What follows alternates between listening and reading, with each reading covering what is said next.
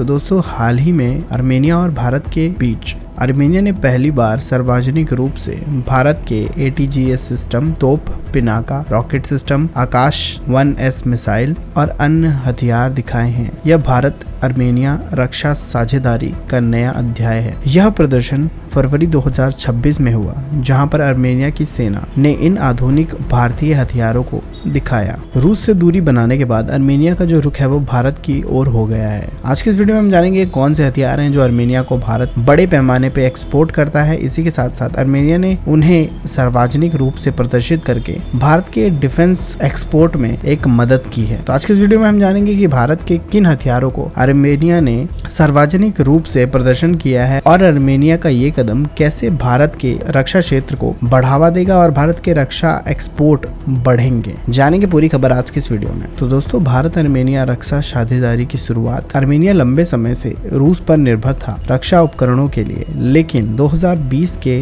Nagorno काराबख युद्ध में हार के बाद और रूस यूक्रेन युद्ध से जूझने के बाद जो आर्मेनिया और रूस की सप्लाई चेन थी वो टूट गई और अब आर्मेनिया भारत से हथियार खरीद रहा है। 2022 से अब तक $1 अरब से ज़्यादा के सौदे हो चुके हैं। तो दोस्तों हाल ही में फरवरी में 2026 में आर्मेनिया ने भारत के chief of defence staff general Anil Chauhan के दौरे के दौरान ये उपकरण दिखाए। यह प्रदर्शन आर्मेनिया की नई सैन्य ताकत प्रतीत करता है। भारत के मेक इन इंडिया बने ये हथियार किफायती होने के साथ साथ विश्वसनीय हैं और आर्मेनिया ने अब अजरबैजान के पाकिस्तानी JF-17 लड़ाकू विमानों का मुकाबला करने के लिए तैयार हो रहा है। अब बात करते हैं आर्मेनिया ने कौन कौन से हथियार भारत के प्रदर्शित किए। आर्मेनिया ने पहली बार ये भारतीय हथियार सार्वजनिक रूप से दिखाए, जिसमें ATGS 155 mm तोप, उसी के साथ साथ ट्रोजन ट्रक माउंटेड 155 mm तोप, इसी के साथ MARGP का हिस्सा और Pinaka multi barrel rocket launcher, इसी के साथ आकाश 1S एयर डिफेंस सिस्टम। ये सभी हथियार DRDO और भारतीय कंपनी द्वारा मिलकर बनाए गए हैं। प्रदर्शन में इसकी मोबिलिटी और फायरिंग